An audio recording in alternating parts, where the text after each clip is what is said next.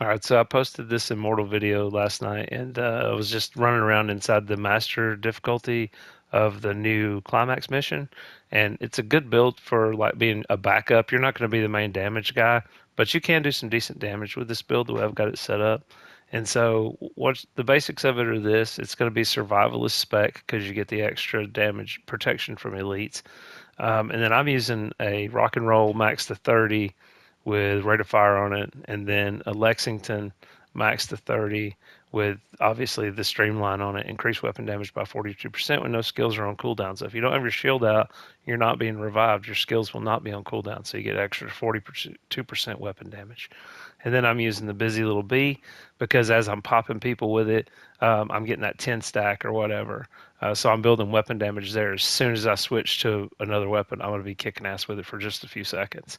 And so that's the way I've got my weapon set up. You can use whatever you like, works just as fine. A lot of times I'll use a Scorpio just for the stun factor. It helps the team out, just to kind of stun the enemy with the Scorpio. That one works good as well.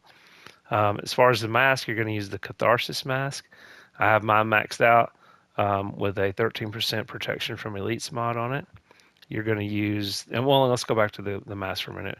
The mask has vicious cycle, which it's every time you basically get shot, you're building 1.5% weapon damage, and so you're doing more and more damage as they're shooting you. You're actually doing more and more damage to them, and so that stacks with Lexington, that stacks with the busy little bee. So you can get some decent damage, even though this is not a damage build by any means. You're still going to feel like you're shooting marshmallows if you're doing legendary or master difficulty. So basically, after that, once your stacks are gone, it drops a healing cloud, which because of the more incoming repairs you have on these different pieces, you're going to get more healing. It's just going to continuously heal you, and you can stand up to most things. One thing you will have to watch out for is reds and purples. This is an elites only build, really, and so if you have reds and purples on the board, they can fuck you up pretty quick. What you want to do to counteract that is if you're experiencing a lot of reds and purples, put on a Sweet Dream shotgun and you can one tap them. Just run up to them and just one tap them with the Sweet Dreams. Just melee them, and that works pretty good as well. And so you got your Catharsis mask. You have an RNK chest piece because it gives you 15% more incoming repairs, and that maxes out the repairs for the Catharsis. So you get 15% more healing from the Catharsis. You're going to want armor and armor regen on all these pieces. This is a very hard piece to farm. It took me 8 hours of countdown to farm it, and it's because it has to drop very specifically. It can only drop with Unbreakable on it. It has to have either armor regen, repair skills, or armor regen. Anything works, but repair skills is good because sometimes I'll run a healer drone instead of a reviver hive.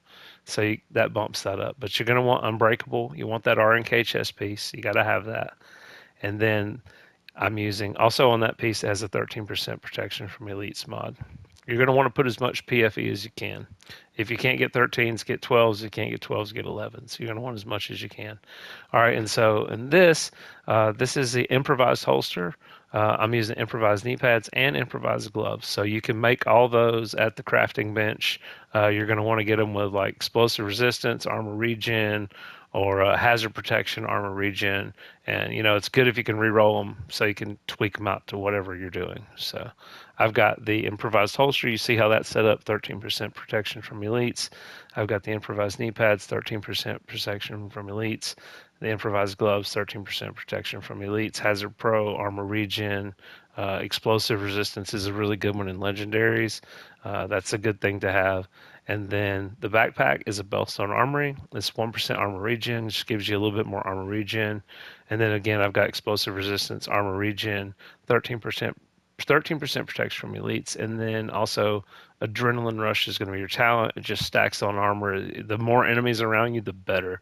Like the tougher you are, the more they attack you, the tougher you become.